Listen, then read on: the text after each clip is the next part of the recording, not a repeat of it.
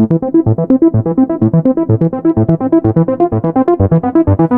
आपको कभी ऐसा महसूस हुआ है कि कोई शख्स आपके इमोशंस के साथ खेल रहा है या फिर आपसे कुछ छुपा रहा है और आपको पता भी नहीं चल रहा? ये कोई जादू नहीं, ये है डार्क साइकोलॉजी का खेल।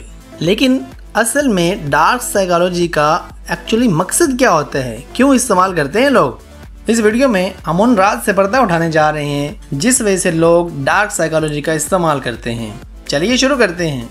डार्क साइकोलॉजी एक्चुअली एक सेट ऑफ टेक्निक्स है जो दूसरों के दिमाग, जज्बात और बिहेवियर को मैनिपुलेट करने के लिए यूज़ होती हैं।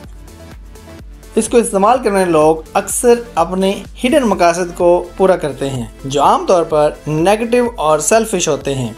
लेकिन सवाल ये है कि आखिर डार्क साइकोलॉजी का लोग सहारा क्यों लेते हैं?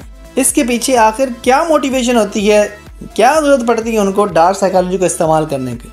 सबसे मेन रीज़न है कि जो मैनिपुलेटर होते हैं, जो डार्क साइकोलॉजी का इस्तेमाल करते हैं, वो पावर और कंट्रोल का जुनून होता है उनके अंदर। वो दूसरों के ऊपर कंट्रोल हासिल करना चाहते हैं, वो दूसरों को अपनी अथॉरिटी दिखाना चाहते हैं। इसलिए लोग डार्क साइकोलॉजी का इस्तेमाल करते हैं। उनको ये लगता है कि अगर वो दूसरों के जज्बात, उनके सोच, उनके बिहेवियर को अपनी मर्ज़ी के मुताबिक मोड़ सकते हैं तो वो ज़्यादा पावरफुल होंगे। फॉर एग्ज़ाम्पल, एक बॉस जो अपने एम्प्लॉयज़ को डराता धमकाता है, उनको इमोशनली मैनिपुलेट करता है ताकि वो अपने आप को दूसरों से सुपीरियर महसूस करे। उसके लिए ये मैटर नहीं करता कि वो अपने एम्प्लॉयज़ से जेन्युइनली बेटर हो, बल्कि वो सिर्फ़ और सिर्फ अपनी अथॉरिटी जो है सिर्फ उसको इस्टेब्लिश करना चाह रहा होता है। दूसरी मेन रीज़न या मोटिवेशन जिसकी वजह से लोग डार्क साइकोलॉजी का सहारा लेते हैं वो है इनसिक्योरिटी और अपने आप से डर। बहुत से लोग जो डार्क साइकोलॉजी का इस्तेमाल करते हैं वो अंदर से इनसिक्योर होते हैं। उनको अपनी कामयाबी या वर्थ पर यकीन नहीं होता। इसी वजह से वो दूसरों को नीचा दिखाने की कोशिश करते हैं। अपने आप को स्ट्रॉन्ग दिखाने के लिए वो दूसरों को मैनिपुलेट करते हैं ताकि उनका अपना डर छुपा रहे। फॉर एग्जाम्पल, अगर एक दोस्त आपकी हमेशा तारीफ़ करता है क्योंकि वो जब भी कोई बात करता है आप उसकी बात मान लेते हैं, लेकिन अगर कभी किसी फैसले में आप अपनी मर्ज़ी करते हैं तो वो आपको क्रिटिसाइज़ करने लग जाता है। वो असल में इनसिक्योर होता है और वो चाहता है कि आप उसकी मर्ज़ी के मुताबिक चलें, क्योंकि उसे डर होता है कि अगर आप खुद मुख्तार हो गए, आप इंडिपेंडेंट हो गए तो कहीं उससे दूर ना चले जाएं और वो उसके अपने जो इनसिक्योरिटी और अपने आप का डर है वो ज़्यादा डेवलप हो जाएगा इस तरह से। तो यही वजह है कि अक्सर लोग जो हैं रिलेशनशिप के अंदर, फैमिलीज़ के अंदर या वर्क प्लेस में ये वाली रीज़न जो है मोटिवेशन, इसकी वजह से बहुत ज़्यादा डार्क साइकोलॉजी का इस्तेमाल करते हैं ताकि वो अपनी इनसिक्योरिटी को और अपने आप के डर को जो है वो छुपा के रखें।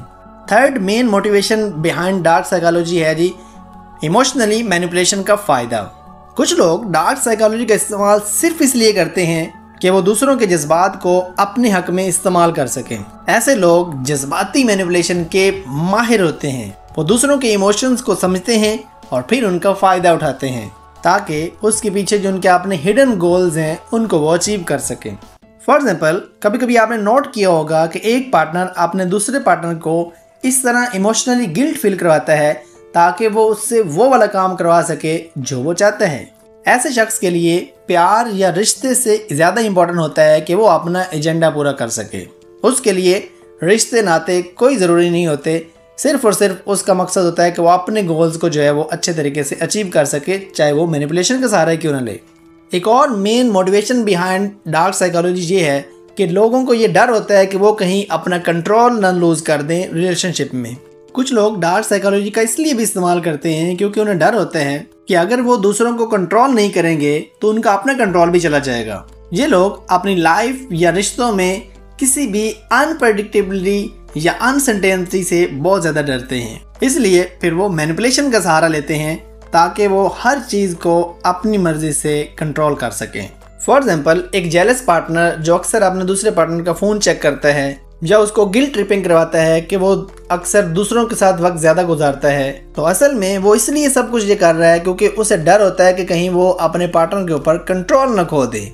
उसे ये डर लगता है कि अगर आप उसके ऊपर कम डिपेंड करेंगे तो उसकी इम्पोर्टेंस भी आपकी लाइफ में कम हो जाएगी। तो फिर वो क्या करता है, वो डार्क साइकोलॉजी का सहारा लेके चीज़ों को मैनिपुलेट करता है। तो व्यूअर्स, अगर हम आज की वीडियो को समराइज़ करें तो डार्क साइकोलॉजी का असल मोटिवेशन होता है पावर, कंट्रोल और अपनी पर्सनल डिजायर को पूरा करना, चाहे उसके लिए दूसरों के दिमाग और जज्बात से खेलना ही क्यों न पड़े। ऐसे लोग अक्सर इनसिक्योर, सेल्फिश और नार्सिसिस्टिक होते हैं, इसलिए वो दूसरों को नीचे दिखाने, उनको गिल्ट ट्रिप करवाने या फिर उनकी रियलिटी को डिस्टॉर्ट करने की कोशिश करते हैं ताकि वो अपने आप को ज्यादा पावरफुल महसूस करवा सकें। डार्क साइकोलॉजी को समझ लेने से आपको इस चीज का एहसास होता है कि आपने किन टैक्टिक्स से खुद को बचाना है और कैसे आपने अपनी लाइफ में इमोशंस को खुद से हैंडल करना है, ना कि अपने इमोशंस या अपने बिहेवियर या अपने दिमाग को किसी और के हाथ में छोड़ दें और वो आपको मैनिपुलेट करता फिरे। ये थी हमारी डार्क साइकोलॉजी की कहानी। अगर हमारी वीडियो अच्छी लगी तो इसको लाइक करें, कमेंट करें और शेयर करना बिल्कुल ना भूलें। और अगर आप हमारे चैनल पर नए हैं तो हमारे चैनल को सब्सक्राइब कर दें और बेल आइकन को दबाना बिल्कुल ना भूलें। और कमेंट सेक्शन में ज़रूर बताएं कि आपको कौन सी टैक्टिक जो है वो ज़्यादा अच्छी लगी है। मिलते हैं अगली वीडियो में, तब तक अपना ख्याल रखिएगा। Thank you so much.